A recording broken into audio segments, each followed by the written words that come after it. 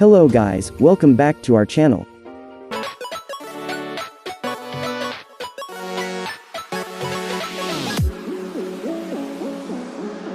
In this tutorial, I'm going to show you how to create a group in Facebook. For more information, visit our article. Link provided in the description.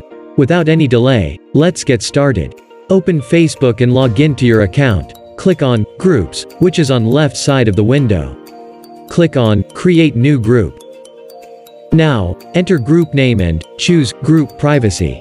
If you want, you can invite your friends to the group from here, or else you can invite later.